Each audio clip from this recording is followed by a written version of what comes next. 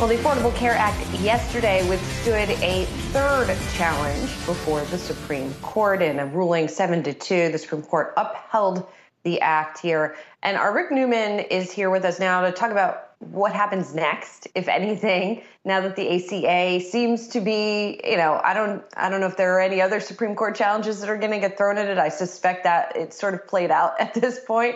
So what happens now? Are we going to see kind of an evolution of it? My guess is we're turning a corner as a country, and this could actually be important. So Republicans have tried to kill the ACA for 11 years since Congress passed it in 2010. They've lost 3 out of 3 times at the Supreme Court. But this has also turned into a political loser because public opinion is shifting on this. The favorability rating for the Affordable Care Act bottomed out at around 35% a few years ago, but now it's up to about 55%.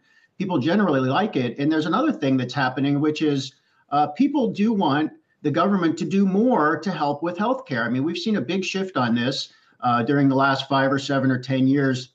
And I think this is in part because Bernie Sanders and some other people are talking about Medicare for all. But I think people just realize that we need to go a little further. We still have 30 million people who don't have health insurance, and we have about 40 million who do have health insurance, but they are what you call underinsured. So their insurance still leaves them with heavy medical bills. So Congress, Biden has plans to expand the ACA to more people. That actually, there was a 2-year change to that effect in the ARP that passed in March.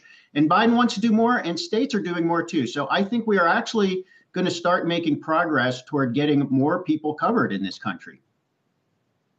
And so what is that going to mean? I mean, there's also been still a lot of consternation over things like medical costs and bills for folks. And I wonder if there's going to be sort of more acute targeted focus on that. We haven't had the prescription drug pricing discussion in a little while, but just generally the cost of healthcare continues to be quite high. Well, a lot of this is percolating in Congress right now. So there is legislation that would allow the federal government to negotiate drug prices under Medicare. That would have a big impact on drug prices. And there's another bill that would lower the eligibility age for Medicare from 65 to 60. And these are all these sort of incremental things that might happen in coming years just to get more people covered. Now, the question is, are Democrats going to actually be able to pass anything like this, and how would they do that? I mean, I think that's really up in the air.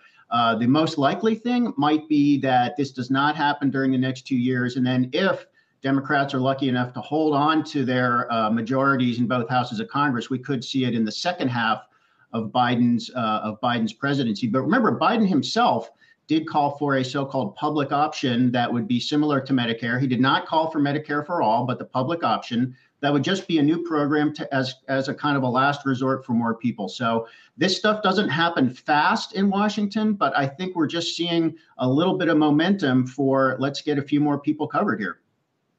Yeah, we'll see what happens. We'll count on you to keep covering it for us. Thank you, Rick Newman. Appreciate it.